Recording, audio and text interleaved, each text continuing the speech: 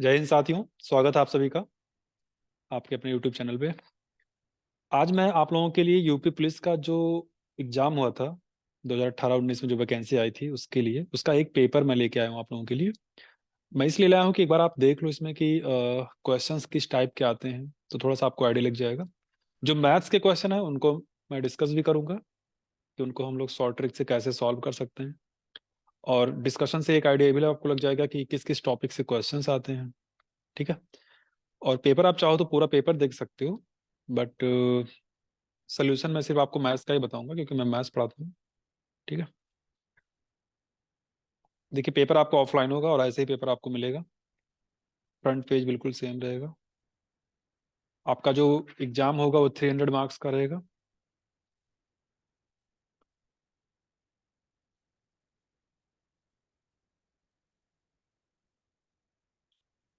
यहाँ पे आप देख सकते हो कि जो एग्जाम का टाइम टोटल कितना 120 मिनट, और क्वेश्चंस कितने हैं 150।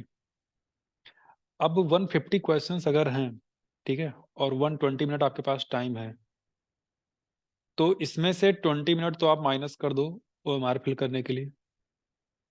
यानी आपको 100 मिनट में क्वेश्चंस को करने हैं। ठीक है। अब 100 मिनट में अगर आप 100 क्वेश्चन करोगे तो आपके सारे अगर करेक्ट हैं, अगर 100% एक्यूरेसी है, तो भी आपके कितने होंगे 200 मार्क्स होंगे। और जनरल कैटेगरी में इतने पे सिलेक्शन होना टफ है। अगर पेपर टफ आया तो हो सकता है, बट अगर पेपर एवरेज है तो इतने मार्क्स पे आपका सिलेक्शन नहीं होगा। सिलेक्शन जो आपका होगा जनरल कैटेगरी में वो 210 मार्क्स प्लस जाएगा। पहले थोड़ा चांस कम था, पहले थोड़ा चांस था कि कम कटा भी जाए, बट अभी क्या है कि एज बढ़ा दी गई। सबको पता है कि 3 इयर्स का रिलैक्सेशन मिला है सभी को। तो इससे क्या होगा कि आपकी कट ऑफ 5 से 10% बढ़ जाएगी।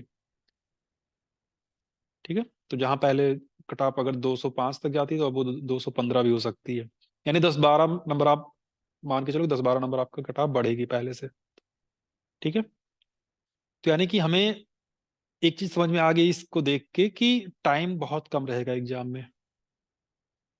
और अगर आप मैथ्स या रीजनिंग के क्वेश्चन अगर आप बेसिक से करोगे कि हम एक्स वगैरह मान के करें, या जो स्कूल टाइम पे जो मेथड बताया जाता है उस मेथड से अगर हम मैथ्स को सॉल्व करेंगे, तो फिर आपका हो नहीं पाएगा सिलेक्शन। ठीक है। इस बात का आप लोग ध्यान रखिएगा। तो आइए एक बार पेपर को देखते हैं और मैथ्स के क्वेश्चंस को डिस्कस कर लेते हैं और शॉर्ट ट्रिक वगैरह देखते हैं कैसे क्या है। फिर इसके बाद मैं वन बाय वन सारे टॉपिक जो मैथ्स के आएंगे यूपी पुलिस में, वो मैं सारे टॉपिक आपको पढ़ा दूंगा। यानी मैथ्स की टेंशन आपको नहीं लेनी है। अभी 2 टॉपिक का वीडियो हमारे उस पे है भी, परसेंटेज और प्रॉफिट लॉस। ये तो बहुत इंपॉर्टेंट टॉपिक है। इससे क्वेश्चंस भी काफी आए हैं, अभी आप देखिएगा पेपर में। परसेंटेज, प्रॉफिट लॉस, ये दो ऐसे टॉपिक हैं। परसेंटेज तो ऐसा है कि अगर आप इसको नहीं पढ़े हो तो आपके कई सारे टॉपिक क्लियर ही नहीं हो पाएंगे। ये 2 टॉपिक आपके मेरे चैनल पे है, आप जाके वहां से पढ़ सकते हो इन दोनों टॉपिक को। बाकी और भी जो टॉपिक बचे हुए हैं उसको मैं डेली एक एक टॉपिक करके या 2-2 दिन में एक एक टॉपिक करके कंप्लीट कर दूंगा। आपको पता है एग्जाम में ज्यादा टाइम है नहीं, 40 से 45 दिन आपके पास टाइम है। और अभी से आप लोग पढ़ने में लग जाइए बिल्कुल भी। आप ऑफलाइन कोचिंग में सिलेबस कंप्लीट होना इम्पॉसिबल है, क्योंकि किसी भी ऑफलाइन कोचिंग में अगर आप जाओगे तो आप वहाँ 8 घंटे बैठ के नहीं पढ़ सकते हो कंटिन्यू। ठीक है। आप कोई ऑनलाइन कोर्स परचेज कर लो। और ऑनलाइन में मुझे जहाँ तक लगता है कि सबसे बेहतर जो होगा, रोजगार विथ अंकित। ठीक है।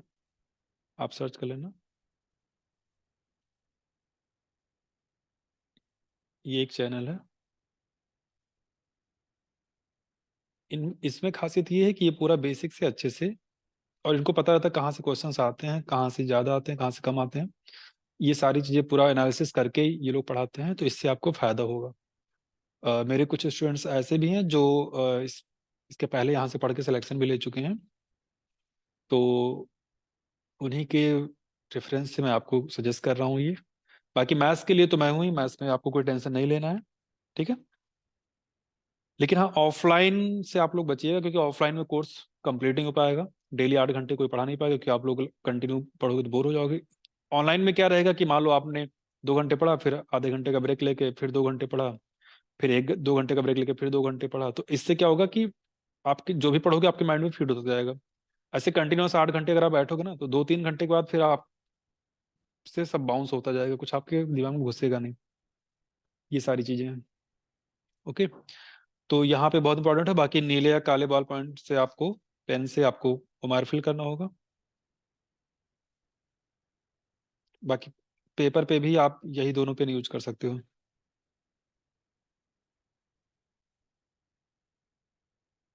एक चीज बता दूं, जो लोग फॉर्म फिल कर रहे होंगे तो वहां पे जो आपको साइन करना है वो आपको ब्लैक कलर से करना है। जब जो आप लोग यूपीपी का फॉर्म फिल कर रहे हो तो उसमें जब आपका साइन और फोटो लगेगा तो उसमें जो साइन होगा वो ब्लैक कलर से आपको अपलोड करना है, ब्लैक कलर से साइन करके अपलोड करना है। चलिए, तो अब हम लोग आते हैं क्वेश्चंस पे।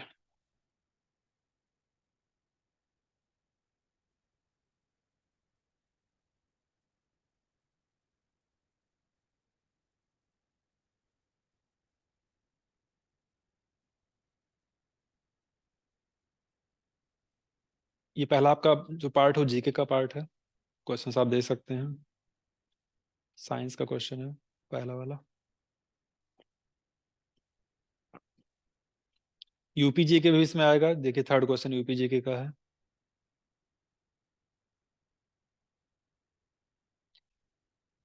फोर्थ आप देख सकते हैं इसमें उत्तराखंड को कब अलग किया गया यूपी से, उसका ईयर पूछ लिया था आपसे।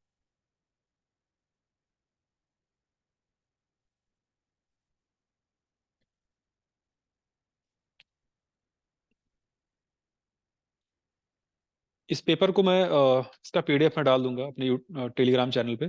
आप लोग एसपी सिंह मैथ सर्च करोगे जब,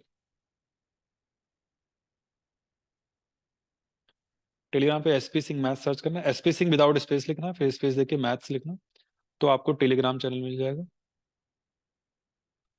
लिंक उसका मैं डिस्क्रिप्शन में डाल दूंगा, बट कई बार ऐसा होता है कि लिंक से ज्वाइन हो नहीं पाता है, ठीक है। तो इस पे इसका पीडीएफ आपको मिल जाएगा, ठीक है, या जो भी चीज़ हम लोग पढ़ेंगे उसका पीडीएफ आपको वहाँ पे मिलता रहेगा, तो इस चैनल को ज्वाइन कर लेना। अगर चैनल को ज्वाइन करने में आपको प्रॉब्लम आ रही है तो आप मुझे इस पे व्हाट्सअप करना, मैं आपको बता दूंगा कैसे।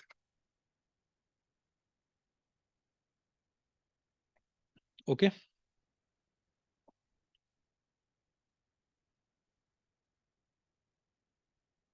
तो ये तो जीएस का पेपर है जो आप लोग देख रहे हो।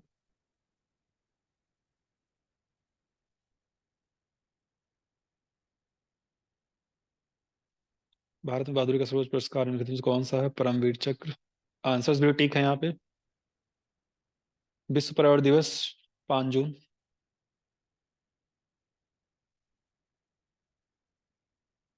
जेट इंजन का आविष्कार किसने किया था?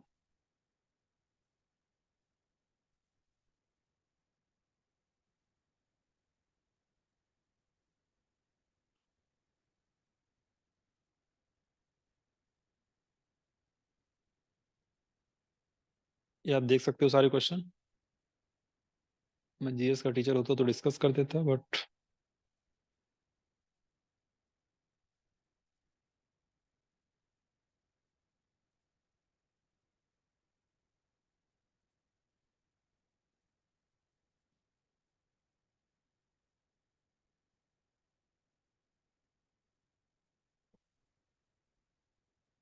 सब कुछ दिख रहा है आपको, केमिस्ट्री भी दिख रही है, बायो भी दिख रहा है, फिजिक्स भी दिख रहा है। चलिए, जिसका हमें इंतजार था वो मिल चुका है। आइए डिस्कस करते हैं। मैथ्स का पोर्शन आ गया। अब करने के तो बहुत सारे तरीके हैं, बट अभी मैं यहाँ पे कोशिश करूंगा सिर्फ शॉर्ट ट्रिक से ही आपको क्वेश्चंस को बताऊं, ठीक है।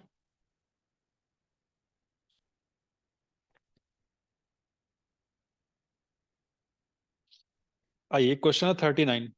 क्या कह रहा है? ए बी से आधा कुशल है जो सी से तिगुना कुशल है। ओके। वे तीनों मिलकर एक काम कितने दिन में पूरा करेंगे यदि बी अकेले यह काम 6 दिनों में पूरा कर सकता है? ठीक है। कौन कौन है? ए है, बी है और सी है। कह रहा है ए बी से कितना कुशल है? आधा। और सी से कितना है? जो सी से कितना है? तिगुना कुशल है। यानी बी जो है सी से तिगुना है और ए बी का क्या है? आधा। तो अब कुछ ऐसी वैल्यू माने जो दोनों को सेट कर दे, ठीक है। अगर सी को हम 2 मान लें तो बी सी से कितना कुशल है? तिगुना। यानी कि बी हो जाएगा 2 का 3 गुना 6। और ए बी से कितना है? आधा। तो बी अगर 6 है तो एक इसका आधा यानी कितना हो जाएगा? 3। यानी अगर ए 3 काम करता है तो बी 6 काम और सी 2 काम। अब क्या करा, वे तीनों मिलकर एक काम कितने दिन में करेंगे? तो अगर तीनों मिल जाएंगे, ठीक है, क्या वो तीनों मिलकर एक काम कितने में पूरा करेंगे? यदि बी अकेले यह काम 6 दिन में करता है, तो बी अकेले अगर 6 दिन में करता है तो बी एक दिन में कितना करता है? 6। तो 6 दिन में ये कितना कर जाएगा? 6 दिन में ये कर जाएगा 36 काम। ठीक है, अब इस 36 काम को अगर कह रहा तीनों मिलकर करेंगे तो कितना टाइम लेंगे? तो टोटल काम है 36, और तीनों मिलकर करेंगे तो 6 3 9 2 11, पर डे कितना काम करेंगे? 11 काम करेंगे। तो 36/11, इसको सॉल्व करोगे 3.27 आपका आंसर आ जाएगा। बी ऑप्शन आपका करेक्ट है। ठीक है, करने के बहुत सारे तरीके हैं, बट सबसे शॉर्ट रेंज में आप यही इसी तरीके से कर सकते हो।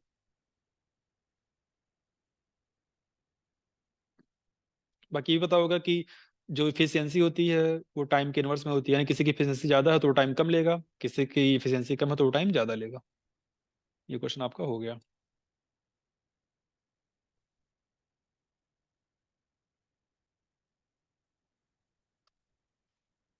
नेक्स्ट क्वेश्चन देखते हैं। क्वेश्चन नंबर 40 क्या है?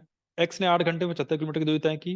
उन्होंने आंशिक रूप से पैदल 5 किलोमीटर प्रति घंटे की गति से और आंशिक रूप से साइकिल पर 12 किलोमीटर प्रति घंटे की गति से यात्रा की। एक्स द्वारा पैदल तय की गई दूरी कितनी है? ठीक है, अब यहाँ पे अगर आप इसको बिल्कुल बेसिक से करोगे तो आप क्या करोगे? आप अगर एक्स एक्स मान के करोगे तो यहाँ पे एक्स तो दिया ही है, आप कुछ और भी मान सकते हो। तो अगर बेसिक से करोगे तो आपको टाइम लग जाएगा। कैसे? जैसे मान लो अगर आप इसको करते हो, अगर बात की जाए टोटल डिस्टेंस की, टोटल टाइम कितना लगा है? टाइम लगा है 8 आवर। ठीक है, और टोटल डिस्टेंस कितनी है? 75 किलोमीटर। ठीक है, डिस्टेंस का फॉर्मूला क्या होता है? Speed into time. तो आंशिक रूप से पैदल 5 किलोमीटर की गति से चला है। पैदल वो किस रेट से चला है? 5 की स्पीड से चला है, और साइकिल से 12 की स्पीड से। अब अगर हम ये मान लें कि 5 की स्पीड से वो टी टाइम चला, तो 12 की स्पीड से कितना चलेगा? टोटल उसने 8 घंटे की जर्नी रखी है, तो अगर टी आवर्स उसने यहाँ पे दे दिया तो बचा कितना? 8 - टी।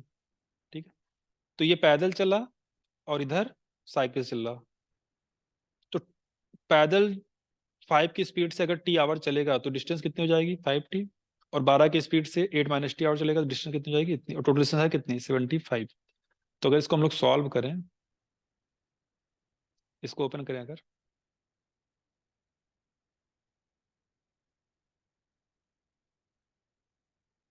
ठीक है, अब 5 t - 12 टी क्या आ जाएगा? -7 टी। 96 को अगर हम उधर भेज दें तो ये कितना आ जाएगा? माइनस का 21। तो टी की वैल्यू कितनी आ गई? 3 आवर। पूछा क्या गया था? एक्स द्वारा पैदल तय की गई दूरी। तो पैदल तय की गई दूरी, तो पैदल दूरी यही है, ये पैदल दूरी थी, और ये वाली साइकिल से थी। तो पैदल वो 5 की स्पीड से 3 घंटे चला है, क्योंकि टी की वैल्यू 3 आवर्स आई है। तो कह रहा पैदल कितनी दूरी चला? तो 5 की स्पीड से अगर 3 घंटे चलोगे तो कितना चलोगे? 15 किलोमीटर चलोगे। बट एग्जाम में इस तरीके से करोगे तो काफी टाइम लग जाएगा। ठीक है, आई होप कि ये बेसिक तरीका समझ में आया होगा सबको। अब 8 घंटे में 3 घंटे वो पैदल चला, इसका मतलब 5 घंटे वो किससे चला होगा? साइकिल से। और साइकिल से उसकी स्पीड 12 थी, तो यहाँ कितना चला होगा? 60 किलोमीटर। देखो टोटल हो गया कि नहीं? 60 और 15 75। ये आपने वेरीफाई कर लिया कि हाँ क्वेश्चन आपने सही सॉल्व किया। ठीक है, ये तो पूरा बेसिक तरीका था। अब आइए इसको शॉर्ट से देख लेते हैं कैसे होगा। अगर इसको हम मिक्सचर एंड एलिगेशन सॉल्व करें, जिन लोगों ने टॉपिक पढ़ा होगा उन्हीं को समझ में आएगा। मैं मिक्सचर और एलिगेशन टॉपिक पढ़ाऊंगा अभी थोड़ी दिन में, तो आप वहां से देख लेना। बाकी अभी मैं बता दे रहा हूँ तो उनको समझ में आ जाएगा जिन्होंने टॉपिक पढ़ रखा है। पैदल यानी ऑन फुट उसकी स्पीड क्या थी? 5। और साइकिल से उसकी स्पीड क्या थी? 12। अब अगर हम ये जो 8 घंटे में उसने 75 किलोमीटर चले हैं ना, इसमें साइकिल और पैदल दोनों को मिला के है, यानी कि दोनों को मिला के अगर देखी जाए तो स्पीड क्या है? 75/8, क्योंकि स्पीड का फॉर्मूला क्या होता है? Distance upon time. तो मिक्सचर में उसकी स्पीड है 75/8। ठीक है, अब इसमें से हम इसको माइनस करेंगे। तो अगर आप 75/8 में से 5 को माइनस करते हो तो क्या मिलेगा? 8 × 5 = 40। आपको मिलेगा 35/8। तो ये तो मिक्सचर एलिगेशन का रूल है कि बड़े वाले में से छोटे वाले को माइनस कर देते हैं, ठीक है, डायगनली। तो ये आ जाएगा 35/8। ऐसे ही अब हम 12 में से इसको माइनस करेंगे तो आ जाएगा 21/8। और ये आपका रेशियो शो करता है। तो अगर इसको हम सिंप्लीफाई करें तो 8 से 8 कैंसिल हो जाएगा, और 21 और 35, 8 से 8 कैंसिल, 21 और 35 7 से करोगे तो यहाँ आ जाएगा 3 आवर, और यहाँ आ जाएगा 5। यानी कि पैदल वो उसने चले 3 घंटे, और साइकिल से उसने चले 5 घंटे। तो पैदल उसकी स्पीड क्या थी, 5। तो आपसे पूछा गया कि पैदल कितनी दूरी तय किया, तो 5 की स्पीड से 3 घंटे में कितना हो जाएगा, 15 किलोमीटर। ये तो मैं समझा रहा हूँ तो धीरे धीरे समझा रहा हूँ, आप स्पीड में करोगे तो आपका आंसर तुरंत आ जाएगा, ठीक है।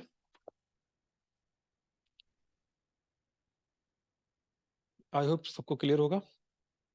आइए आगे बढ़ते हैं।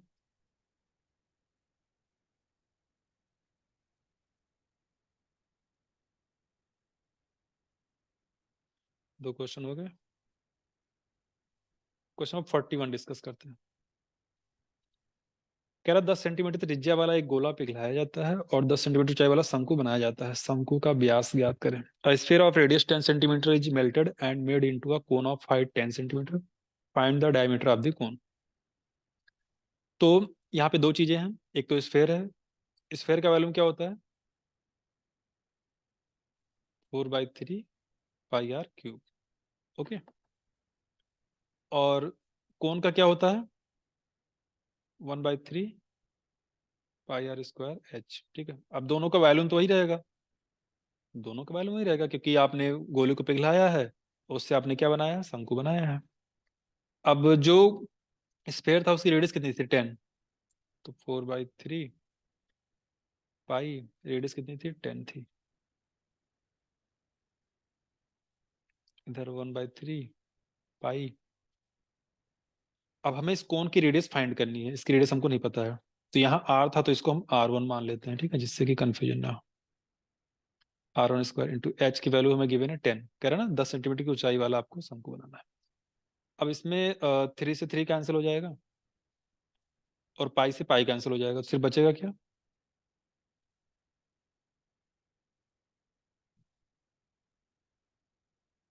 ये चीज आप शॉर्ट में कर सकते हो, बट मैं तो समझा रहा हूँ। अब इधर 10 है, इधर 10 का क्यूब है, तो यानी कि इस 10 से अगर इसको डिवाइड करेंगे तो एक जीरो कम हो जाएगा।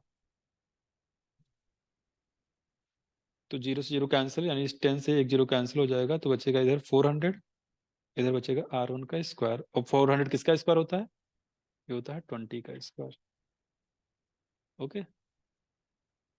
सो R1 की वैल्यू 20। सभी लोग नोट कर लें।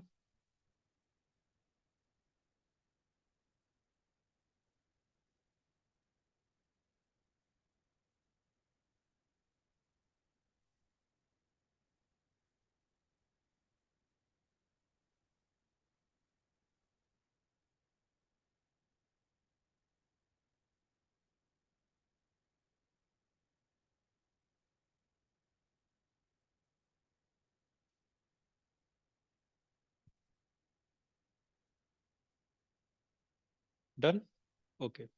So let's move on next.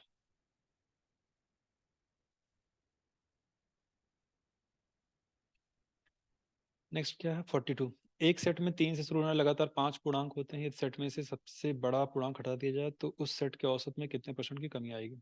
ये तो बच्चों वाला क्वेश्चन है। 3 से स्टार्ट है, 5 कॉन्जिक्यूटिव इंटीजर्स हैं। स्टार्ट कहाँ से है, 3 से, मीन्स 3, 4, 5, 6, 7। तो इसका एवरेज क्या है, इसका एवरेज तो 5 है, क्योंकि डिफरेंस सेम है, तो जो मिडिल नंबर होगा वही एवरेज होगा, ठीक है। इसमें से सबसे बड़ा नंबर हटा दिया जाए, मतलब 7 को हटा दिया जाए, तो क्या बचेगा, 3, 4, 5, 6। इसका एवरेज क्या होगा, 4 और 5 के बीच में जो आएगा, 4.5। एवरेज आप लोगों ने पढ़ा होगा, नहीं पढ़ा होगा तो मैं पढ़ा दूंगा, ठीक है। तो पहले एवरेज 5 था, अब एवरेज क्या है, 4.5 है। तो पूछा एवरेज में कितने % की कमी आई, तो कमी आई है 0.5 की। जब परसेंट कमी पूछेगा तो 0.5 की कमी आई है। एक्चुअल में कितना था, 5 × 100, तो आपको आंसर मिल जाएगा 10%, ठीक है। तो ये भी आंसर आपका करेक्ट है। बाकी एवरेज का बेसिक तरीका पता होगा, sum of numbers upon total numbers. तो उसमें आप जो आप इसका सम करोगे तो फिर वही आपका 25 आएगा, 25 को 5 से डिवाइड करोगे तब 5 आएगा। ठीक है, तो वो सब तो बेसिक तरीका है।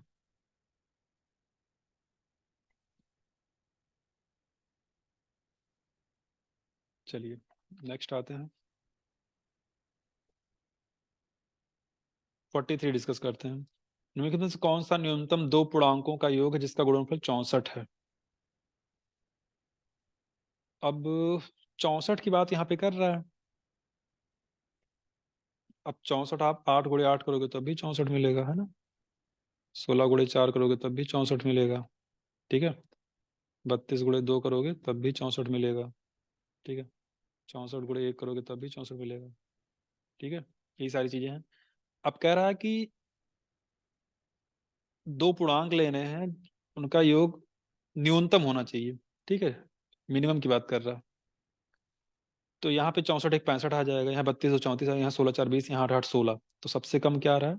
16 आ रहा है। यानी मल्टीप्लिकेशन दो नंबर्स का अगर आपको 64 लाना है तो सबसे कम, सबसे मिनिमम सम जो होगा वो 8 + 8 यानी कि 16 होगा। आई होप कि क्लियर होगा। चलिए नेक्स्ट आते हैं।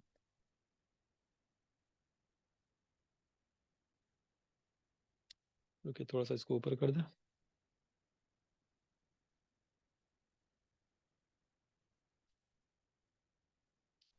वह छोटी से छोटी संख्या ज्ञात करें जिसके द्वारा 1200 को एक पूर्ण वर्ग बनाने के लिए गुणा किया जाना चाहिए।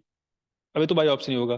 पहला ऑप्शन है 2, तो 1200 अगर है तो इसमें हम 2 से गुणा करेंगे तो क्या आएगा? 2400।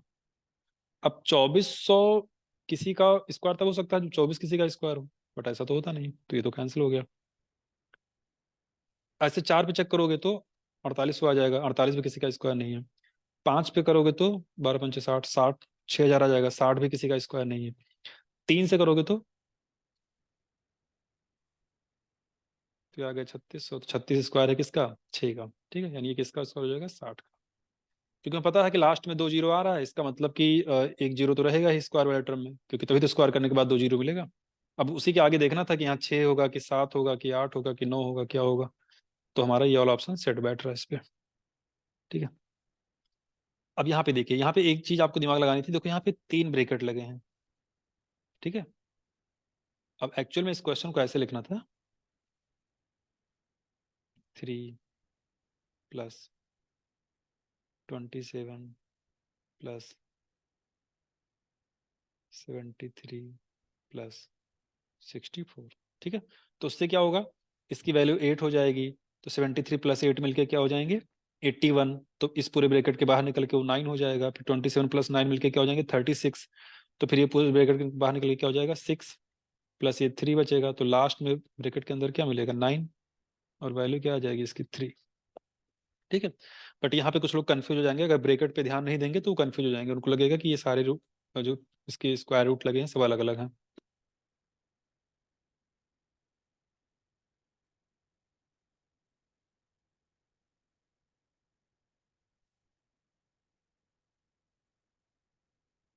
क्लियर?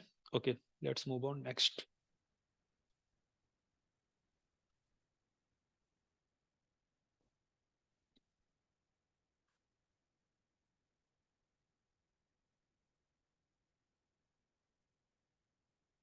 आइए क्वेश्चन नंबर 46 हम लोग देख लेते हैं। x/y = 4/5 और 7x + 6y = 29, तो y का मान क्या होगा? अभी बहुत सिंपल है, इसको करने के बहुत सारे तरीके हैं, बट हम लोग क्या करेंगे, इसको शॉर्ट तरीके से कर लेते हैं। ठीक है, तो आप लोगों के लिए ज़्यादा बेटर रहेगा। यहाँ पे अगर हम x और y की वैल्यू पुट कर दें, हमें क्या दिया है? 7x + 6y = 29। अब यहाँ से अगर हम डायरेक्ट वैल्यू को x की वैल्यू 4, y की वैल्यू 5 पुट करें अगर, तो 7 × 4 + 6 × 5, इसको छोड़ो अभी। देखो आ कितना रहा है? 28 + 30, ये कितना आ रहा है? ये 58 आ रहा है, जबकि आना क्या चाहिए था? 29। इसका मतलब क्या हुआ? अब 58 29 58 का क्या है? जस्ट हाफ है।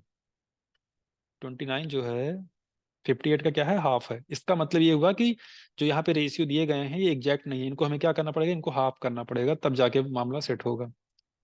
दोनों को हमें क्या करना पड़ेगा, हाफ करना पड़ेगा। हमसे पूछा क्या, y का मान ज्ञात करो, तो y का मान क्या, 5/2, 5/2 मतलब 2.5। ठीक है, सो सिंपल।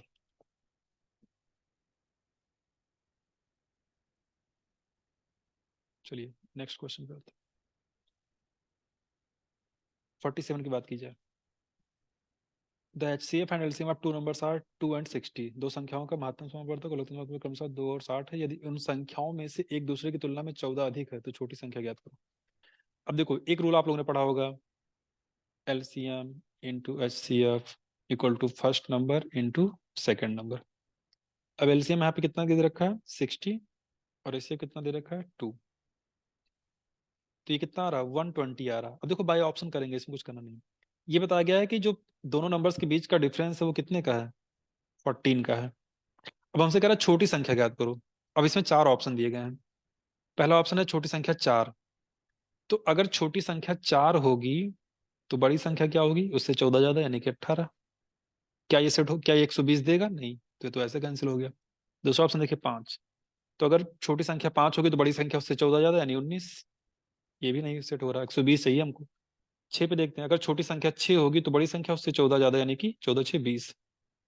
तो 20 छक्का 120, यस, इसी पे सेट हो रहा है, यानी कि यह हमारा सही है। ठीक है, अब बेसिस से करते हैं कि एक संख्या को आप x मानते, दूसरे को x+14 मानते, तो इसको सॉल्व करते तो क्वाड्रेटिक इक्वेशन बन जाती है। इससे बेहतर यही है कि आप ऐसे ही कर लो। चलिए नेक्स्ट क्वेश्चन पे आते हैं।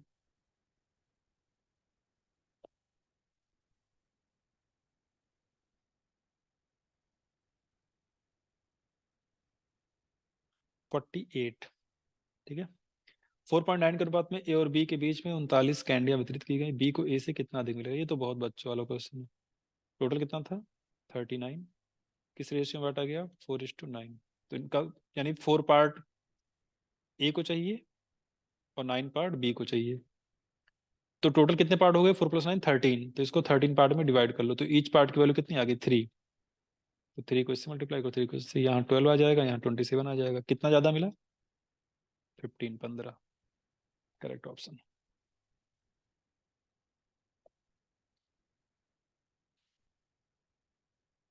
चलिए नेक्स्ट क्वेश्चन पे आते हैं। 49। 10%, 30% के दो लगातार चिन्हित करने के बाद 20% की छूट पर एक वस्तु इतने में बेची गई वस्तु की लागत मूल्य ज्ञात करें। An article was sold for 2288 at a discount of 20% after two successive marks up of 10% and 30%. Find the cost price of the article। ये क्वेश्चन रॉन्ग लग रहा है, क्योंकि इसमें कुछ ऐसा दिया ही नहीं, इसमें सिर्फ डिस्काउंट ही डिस्काउंट दिया गया है, तो फिर कहाँ से निकल पाएगा।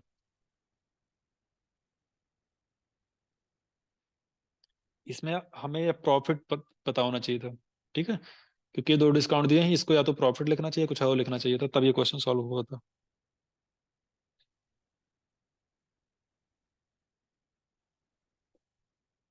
क्योंकि जब तक हमें पता नहीं रहेगा प्रॉफिट हुआ कितना है, तब तक हम कैसे कनेक्ट कर पाएंगे सेलिंग प्राइस को और कॉस्ट प्राइस को।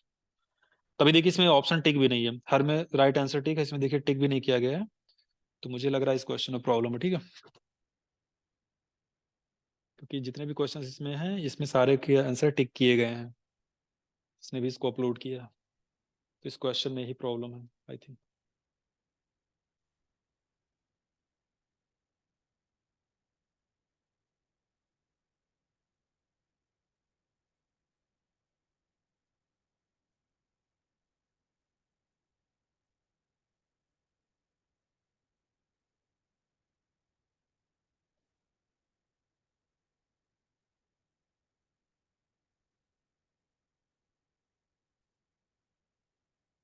डन, ओके, नेक्स्ट पे आते हैं।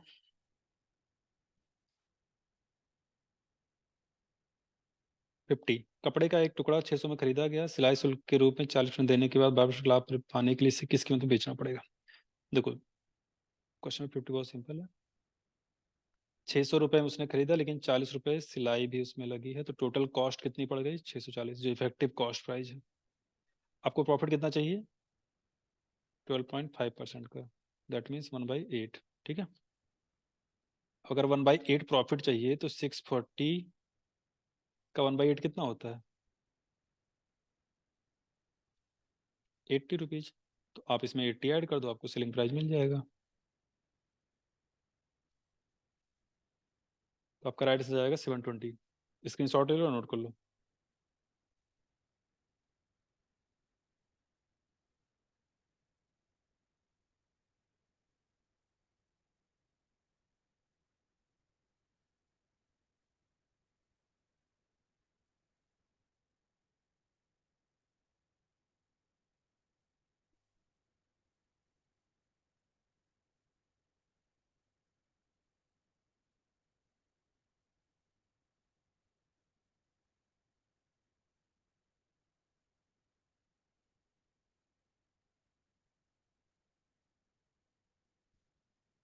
डन। ओके।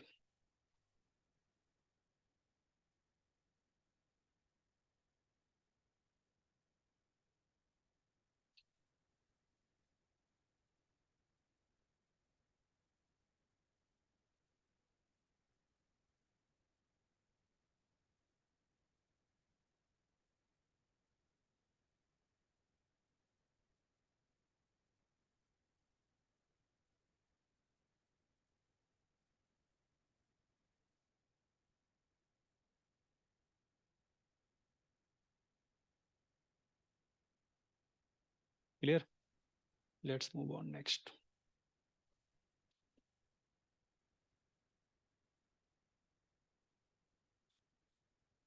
51 देखते हैं। एक वस्तु 2500 में खरीदी गई, दुकानदार ने इसके अंकित में 12% की छूट की अनुमति देता है, फिर भी 10% का लाभ प्राप्त करता है। वस्तु का अंकित मूल्य ज्ञात करें। ठीक है, अब अगर मार्क प्राइस को हम लोग एक्स मान लें, ठीक है, और डिस्काउंट कितना दिया गया? डिस्काउंट हमेशा मार्क प्राइस मिलता है, इस बात को ध्यान रखिएगा। 12% का दिया गया। तो अगर आपका मार्क प्राइस यानी अंकित मूल्य अगर आपका एक्स है, तो सेलिंग प्राइस कितना हो जाएगा? क्योंकि 12% का डिस्काउंट है, तो 88% ऑफ एक्स। ठीक है, और फिर भी 10% का लाभ प्राप्त करता है। तो खरीदा कितने में था? 2500 में। कॉस्ट प्राइस आपको दिया है कितना? 2500। तो अगर 10% का प्रॉफिट हो रहा है तो एसपी कितना होगा? इसका 10% ₹250 इसमें जोड़ दो, यानी 2750। ठीक है, तो ये भी एसपी है और ये भी एसपी है, दोनों को इक्वेट कर दो। तो 88% of x means 88/100 into x. अब इसको अगर डिवाइड किया जाए, 2750 इंटू 100/88, 11 से 8 टाइम्स जाएगा, और ये कितना आ गया? 25,000। 25,000 को 8 से भाग करो। ठीक, तो ये आ जाएगा 3125। 3125 इज द राइट आंसर।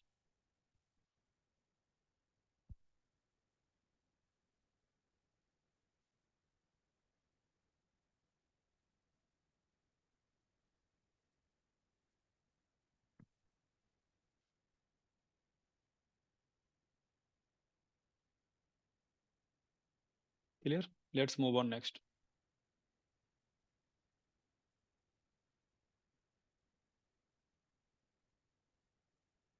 4% प्रतिवर्ष की साधारण ब्याज दर पर, 4% प्रतिवर्ष की साधारण ब्याज प्रणाली के तहत कितने वर्ष में ₹1500 दोगुने हो जाएंगे? अब देखो, दोगुना होने के लिए आपको 100% ब्याज चाहिए।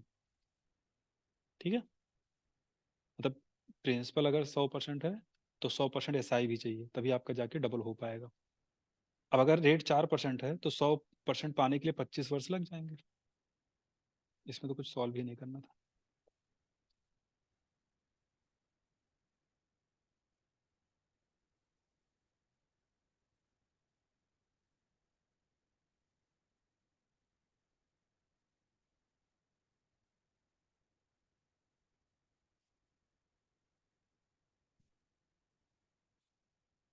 नेक्स्ट क्वेश्चन पे आते हैं। ए बी सी के बीच में इतने रुपए का नुकसान इस पर विभाजित होना चाहिए, तो ए का हिस्सा क्या है? तो ये तो बिल्कुल रेशियो का सिंपल सा क्वेश्चन है।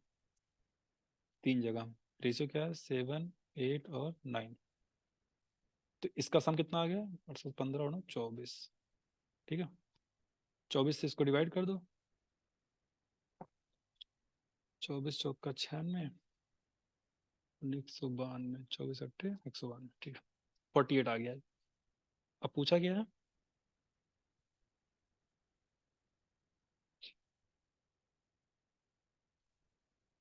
ए का हिस्सा।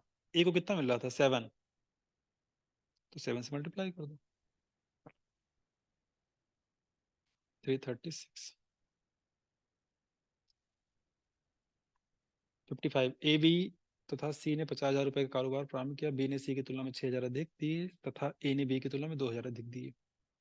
यदि कुल लाभ 10,000 था तो लाभ में ए का हिस्सा कितना था? आइए देखते हैं इसको, आप लोग नोट कर लीजिए। नेक्स्ट क्वेश्चन पे आते हैं। टोटल 50,000 है, ठीक है। अब कौन कौन है, ए बी और सी। क्या कह रहा है, बी ने सी की तुलना में 6,000 अधिक। बी जो है सी की तुलना में 6,000 रुपए अधिक। 6,000 मतलब वही 6 के लिख दिया मैंने शॉर्ट में। ए ने बी की तुलना में 2,000 अधिक। ए जो है बी की तुलना में 2,000 अधिक। इसका मतलब ये हुआ कि ए सी से कितना, अगर ए बी से 2,000 अधिक जमा किया, इसका मतलब सी से, बी सी से 6,000 अधिक जमा किया था, ए बी से 2,000 अधिक जमा किया था, इसका मतलब ए सी से 6 और 2 8,000 अधिक जमा किया होगा।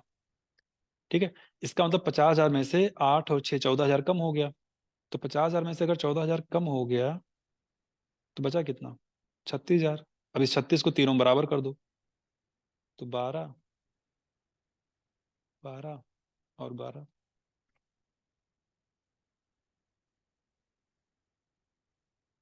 ठीक है, रेशियो क्या है, 10, 9, 6। अब प्रॉफिट हुआ कितना है, 10,000। इसको कितने पार्ट बांटोगे, 10, 9, 19, 6, 25। तो इस 10,000 को 25 पार्ट में बांटेंगे, तो हर एक पार्ट कितने का हो जाएगा, 400 का। हर एक पार्ट 400 का। पूछा क्या, ए का हिस्सा। ए को मिलने वाला था 10 पार्ट, क्योंकि जो प्रॉफिट डिवाइड होता है इन्वेस्टमेंट के रेशियो में डिवाइड होता है। तो 10 पार्ट को अगर हम 400 से मल्टीप्लाई कर दें तो आंसर आ जाएगा 4,000। So simple. नोट कर लीजिए, नेक्स्ट क्वेश्चन पे आते हैं। स्क्रीन शॉट ले लीजिए इसका।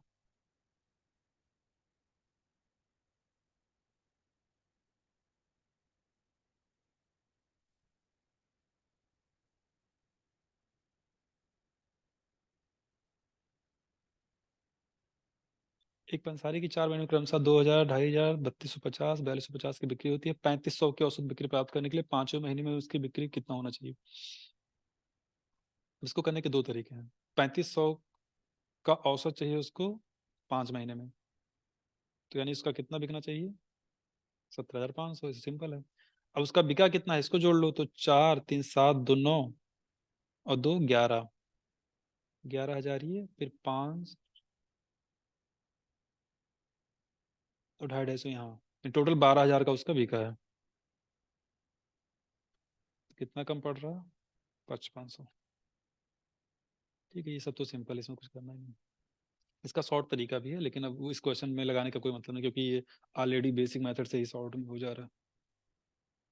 इसमें देखते हैं, बी और सी एक काम को 40 दिन में पूरा कर सकते हैं, जबकि ए बी सी वह काम 20 दिन में पूरा करते हैं।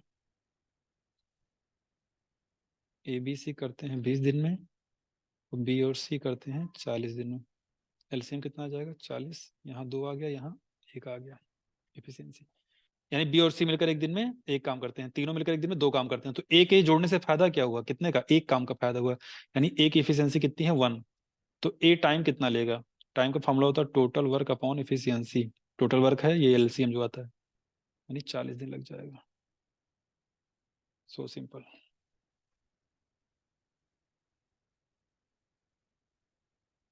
स्क्रीन शॉट ले लीजिए, नेक्स्ट क्वेश्चन पे आते हैं।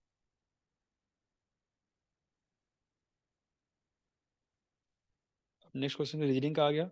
आगे अभी फिर इसमें बीच बीच में आपको मैथ्स के क्वेश्चंस मिलेंगे। ठीक, मैं आपको दिखाता हूँ।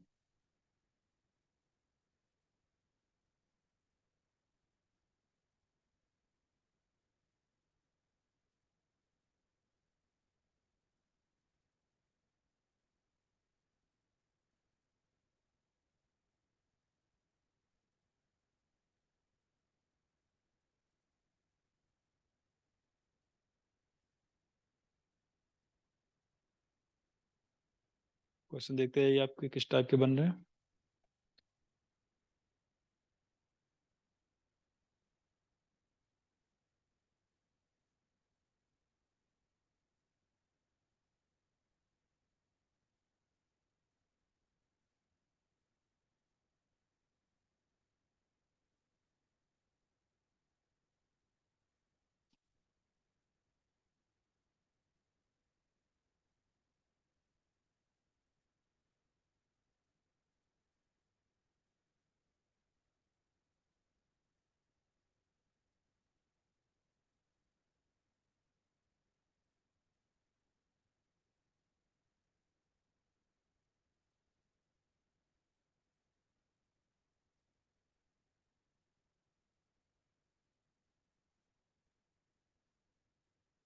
ये देखिए एक क्वेश्चन आपको दिख गया, इसमें डीआई का है। दिया गया आरेख आरेख 100 के पहले 6 दिनों में थिएटर काउंटर बेचे गए टिकटों की संख्या का रिकॉर्ड दिखाता है। कितने दिन बेचे गए टिकटों की संख्या पिछले दिनों बेची गई टिकटों से कम थी। अब पहले दिन इतना टिकट बिका, दूसरे दिन और बढ़ गया, तीसरे दिन और बढ़ गया, चौथे दिन कम हुआ है, तो एक दिन तो यहाँ कम हुआ, पांचवें दिन फिर बढ़ गया, छठे दिन फिर कम, यानी 2 दिन ऐसा हुआ कि टिकटों की बिक्री संख्या कम हुई है। ये डीआई का क्वेश्चन है, बट बहुत सिंपल डीआई दी है आप लोगों के लिए। अच्छा है।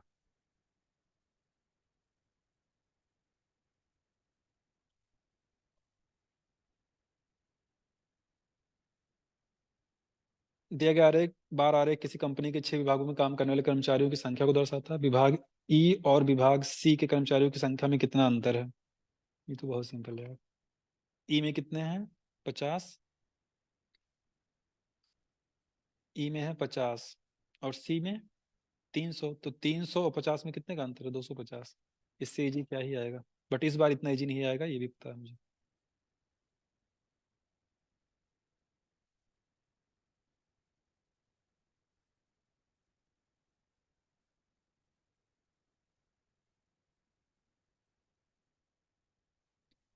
ये एक और क्वेश्चन है, बट ये क्वेश्चन रॉन्ग है। रॉन्ग कैसे कैसे पता चला? क्योंकि देखिए यहाँ पे टोटल तो 100% आ रहा है, बट यहाँ पे 100% नहीं आ रहा है। यहाँ पे देखिए 50 50 100, ये 140% हो जा रहा है, जो कि पॉसिबल नहीं है। तो इसलिए यहाँ पे कुछ गलत है। इसीलिए देखिए इसका आंसर भी नहीं ठीक है, तो ये रॉन्ग क्वेश्चन है।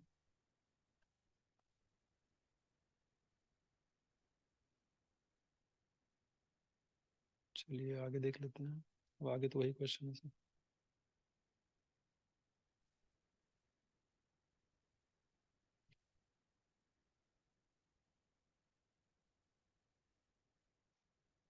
आप कमेंट करके बताइएगा कि मैथ्स के कितने क्वेश्चन ऐसे थे जो आप जिसका आंसर कर सकते थे,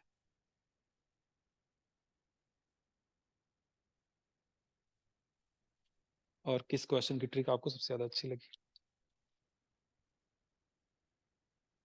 हिंदी का पोर्शन आ गया।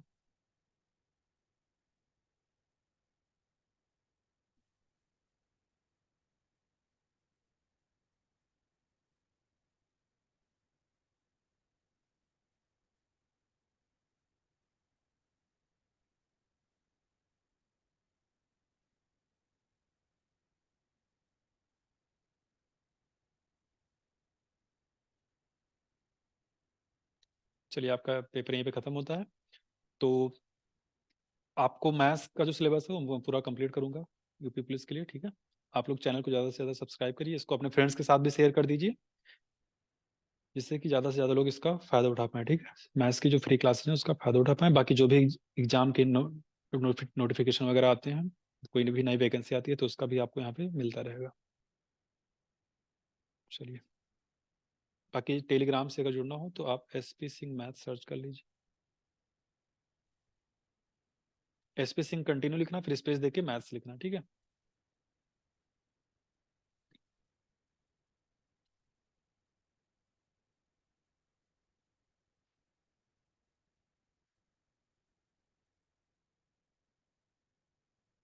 अगर सर्च करने में प्रॉब्लम आ रही है मुझे इस पर कॉन्टेक्ट करिएगा, मैं आपको ऐड कर दूंगा। उस पर आपको इसका PDF वगैरह सब कुछ मिल जाएगा। Don't worry। बाकी चैनल को भी आप लोग ज़्यादा से ज़्यादा शेयर करिए अपने फ्रेंड्स के साथ, जिससे और भी सब्सक्राइबर बढ़ेंगे तो और मज़ा आएगा पढ़ाने में। ओके, सो आज की क्लास को यहीं पे एंड करते हैं, मिलते हैं नेक्स्ट क्लास में। Thank you so much, bye bye, take care.